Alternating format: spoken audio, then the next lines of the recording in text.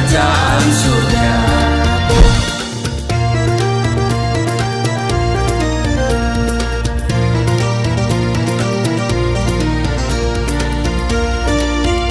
Shalom Bapak Ibu, sahabat Galilea dan seluruh subscriber Galilea Network yang diberkati oleh Tuhan Yesus. Selamat pagi. Apa kabar hari ini saudara? Saya berdoa saudara dalam keadaan yang baik-baik saja. Amin. Apa yang kau pikirkan pagi hari ini? Mari kita bersaat teduh sejenak. Kita mau bersama Tuhan membaca dan merenungkan firman-Nya. Kita mohon juga penyertaan Tuhan di sepanjang hari ini dalam seluruh aktivitas kita. Kita juga mohon perkenanan Tuhan, berkat Tuhan hari ini kita raih, amin. Nah saudara, mari kita berdoa. Bapa yang baik, Allah yang kami kenal, kami sembah di dalam nama Tuhan Yesus. Dikuduskanlah namamu, datanglah kerajaanmu, jadilah kehendakmu di bumi seperti di surga. Bersyukur atas hari ini kami ada sebagaimana kami berada. Dan kami akan membaca, merenungkan firman-Mu, mengurapi kami, membuka hati pikiran kami. Urapi juga hamba-Mu yang tidak ada apa-apanya.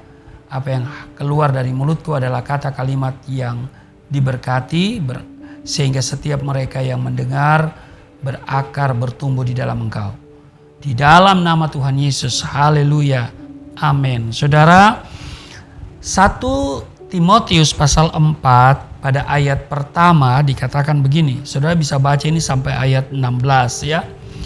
Tapi di ayat 1 dikatakan begini. Tetapi Roh dengan tegas mengatakan bahwa di waktu-waktu kemudian ada orang yang akan murtad lalu mengikuti roh penyesat, roh-roh penyesat dan ajaran setan-setan.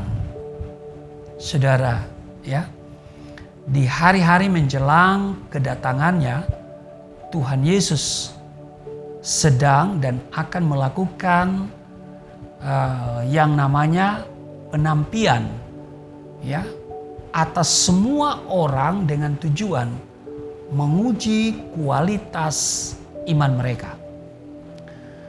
Karena itu tertulis di dalam Matius pasal 3 ayatnya yang ke-12, alat penampi sudah di tangannya.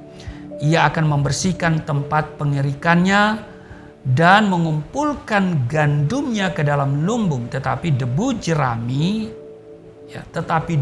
jerami itu akan dibakarnya dalam api yang tidak terpadamkan.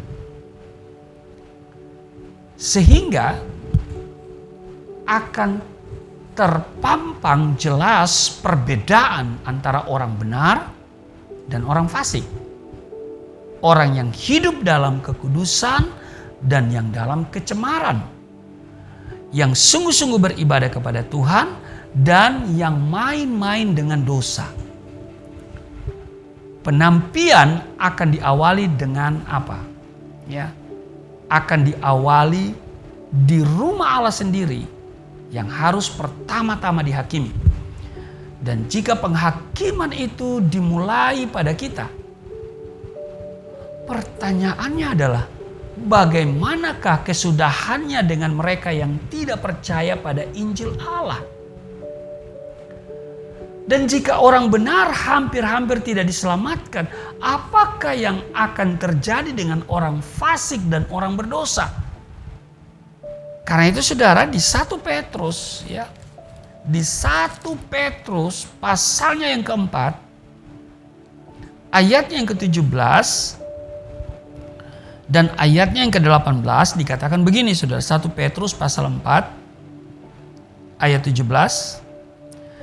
Karena sekarang telah tiba saatnya penghakiman dimulai. Dan pada rumah Allah sendiri yang harus pertama-tama dihakimi. Dan jika penghakiman itu dimulai pada kita, bagaimanakah kesudahannya dengan mereka yang tidak percaya pada Injil Allah? Ayat 18. Dan jika orang benar hampir-hampir tidak diselamatkan, apakah yang akan terjadi dengan orang fasik dan orang berdosa? Wow, ini luar biasa saudara ya. Karena itu mari kita perhatikan hidup kita dengan saksama. Rasul Paulus mengingatkan kepada jemaat di Efesus. Efesus pasalnya yang kelima ayat ke-15 Karena itu perhatikanlah dengan saksama bagaimana kamu hidup. Mari kita perhatikan hidup kita dengan saksama, artinya dengan teliti. Dan selanjutnya dikatakan pergunakanlah waktu yang ada. Ya, mari kita gunakan waktu ini secara bijak. Pada saatnya kamu akan melihat, ya kan? Akan melihat perbedaan antara orang benar dan orang fasik. Antara orang yang beribadah kepada Allah dan orang yang tidak beribadah kepadanya. Itu di Maleakhi pasal 3 ayat 18. Kamu akan melihat kembali perbedaan antara orang benar dan orang fasik. Antara orang yang beribadah kepadanya, kepada Allah, dan orang yang tidak beribadah kepadanya. Nah saudara, pertanyaannya adalah mengapa sungguh-sungguh di dalam Tuhan? Jawabannya, sebab jika kita tidak berakar kuat di dalam Tuhan Yesus, dan kita hanya setengah-setengah alias suam-suam kuku, kita tidak akan mampu menangkis serangan iblis. Saudara, dewasa ini banyak orang jatuh dan makin mudah diombang-ambingkan oleh ajaran-ajaran sesat yang sangat bertentangan dengan firman Tuhan. Orang lebih suka mempelajari filsafat-filsafat dunia daripada membaca dan mempelajari Alkitab. Lebih suka mendengarkan ajaran-ajaran yang memuaskan pendengaran, telinga, dan membukanya bagi dongeng, ya. Mereka membuka telinga untuk dongeng, tahayul, ya kan? Lebih suka meminta nasihat paranormal, ya, orang pinter, padahal orang pinter juga minum tolak angin, ya saudara, daripada mau mendengar nasihat hamba Tuhan, ya kan? Saudara, Injil Kristus saat ini sedang diserang, didebat, dan diputar balikan. Karena itu Rasul Paulus menasihati kita, latihlah dirimu beribadah. Itu tertulis dalam 1 Timotius pasal 4 ayat 7 bagian B. Karena melatih diri dalam beribadah artinya kita mendisiplinkan diri kita. Melatih diri dalam beribadah artinya juga kita tekun, setia, serta mengajarkan perkara-perkara rohani seperti berbakti di gereja, ya, mendengarkan khotbah firman Tuhan seperti pagi hari ini, ya, bersaat teduh, dan juga kita terlibat dalam pelayanan pekerjaan Tuhan. Karena itu saudara, mari kita semakin giat, ya, semakin serius dengan Tuhan, semakin fokus dengan apa yang Yesus katakan, carilah dahulu kerajaan Allah dan kebenarannya, maka semuanya akan ditambahkan kepadamu. Amin. Karena memang hari-hari ini iman Kristen digugat, Injil Kristus diserang. Dulu saya begitu saudara, ya. Sebelum saya bertobat saya suka menggugat iman Kristen, suka menyerang Injil. Ya, pada akhirnya saudara, ada teman saya namanya Semi Dengawa. Dia selalu bilang, ya saya berdoa untuk kamu Rusli, supaya kamu satu saat nanti bisa mendapatkan atau menemukan kebenaran. Dan ternyata benar saudara, ya. Dia berdoa supaya saya menemukan petunjuk kebenaran itu saudara, ya. Dan benar, ternyata saya menemukan kebenaran itu di dalam Yesus Kristus. Petunjuk itu ada di dalam Injil, ya. Yesus berkata, akulah jalan, kebenaran, dan hidup. Tidak seorang pun yang datang kepada Bapa kalau tidak melalui aku. Ini ayat yang luar biasa, ya. Tidak ada nabi dan rasul yang lain yang bisa berkata seperti itu, mengklaim dirinya. Hanya melalui dia orang bisa sampai ke Bapa, Bapa itu di surga. Artinya tidak seorang pun yang sampai ke surga berjumpa dengan Allah kalau tidak melalui Dia. Ini sesuatu yang dasar dan luar biasa. Ya. Tidak ada satu nabi pun dan rasul yang mengklaim dirinya, hanya Yesus Kristus. Haleluya. Sebab itu saudaraku yang kekasih, mari kita terus melatih diri kita dalam hal-hal yang rohani seperti ini, ya, sehingga kita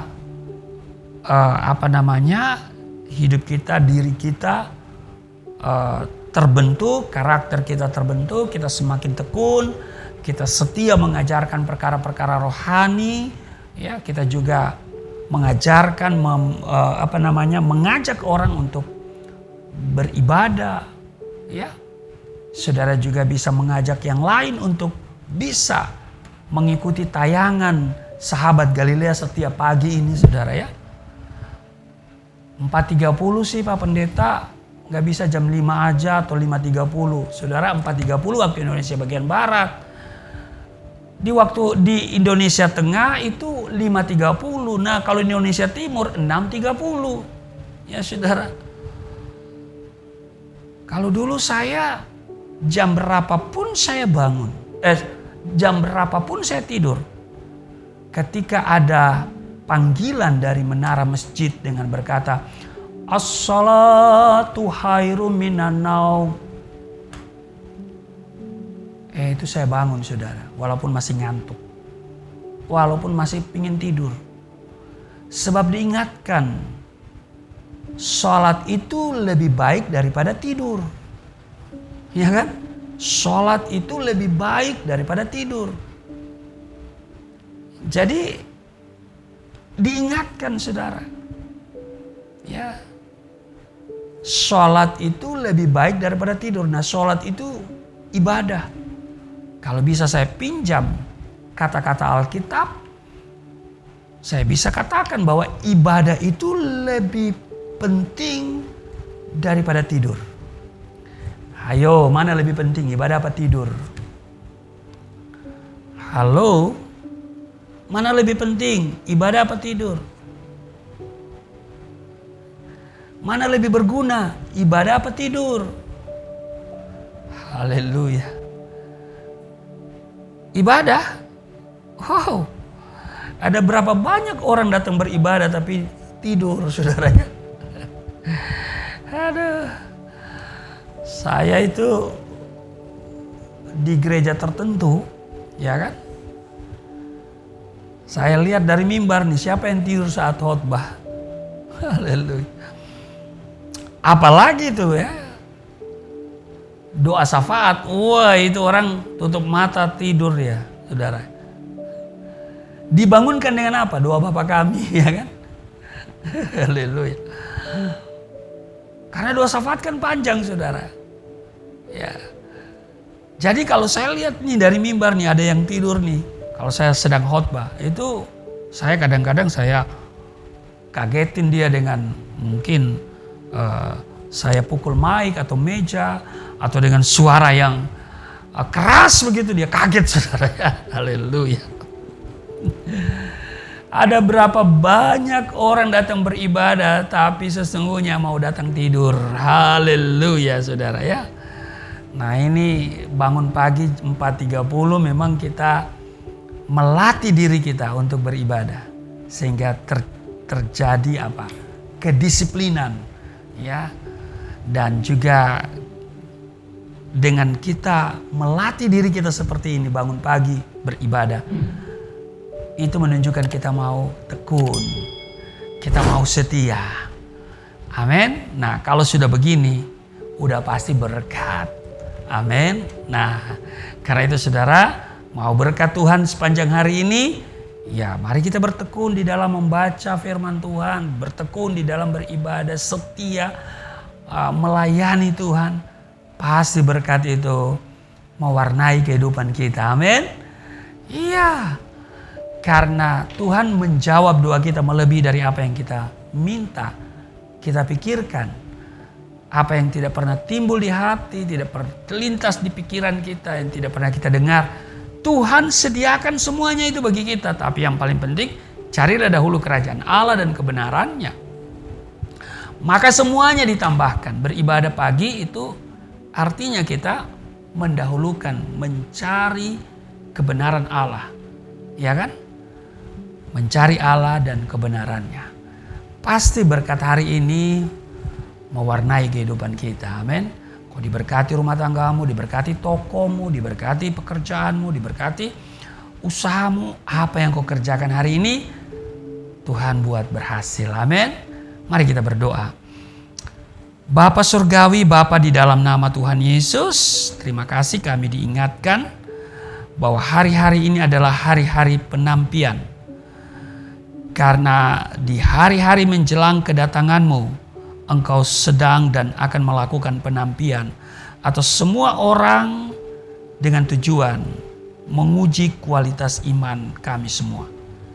Sebab itu biarlah kami didapati sebagai orang-orang yang bertekun, yang setia melakukan firman-Mu dan giat dalam pekerjaan Tuhan.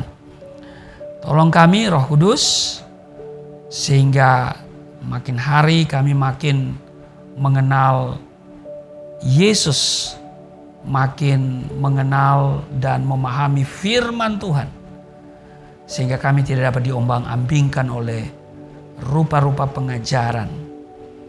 Pendengaran kami hanya berikan untuk mendengarkan firman Tuhan, dan kami tidak membuka pendengaran kami terhadap ajaran-ajaran sesat, ajaran-ajaran filsafat manusia atau dongeng-dongeng.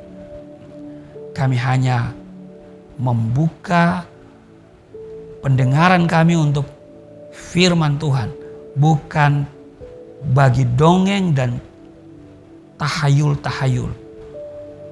Kami juga siap menerima kebenaran yang dari Tuhan, karena firman-Mu ini akan menuntun kami.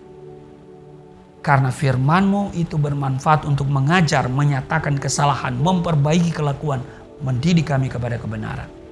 Urapi setiap mereka yang bersama hamba dalam saat teduh pagi hari ini, mereka yang aktif di live chat, yang setia dengan tayangan Sahabat Galilea, diberkati. Ataupun mereka yang akan mengikuti firman Tuhan ini sesudah tayangan ini, entah itu di siang hari atau di sore hari ataupun di malam hari atau esok hari. Tuhan terus berkati mereka. Berkati kesehatan kami semua, berkati keuangan kami, berkati rumah tangga kami semua. Yang sakit disembuhkan di dalam nama Tuhan Yesus. Haleluya. Amin.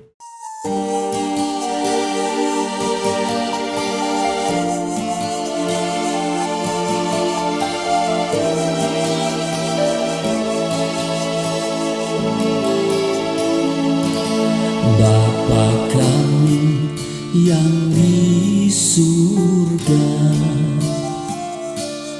dimuliakanlah nama-Mu. Datanglah kerajaan, jadilah kehendak-Mu di bumi seperti di surga.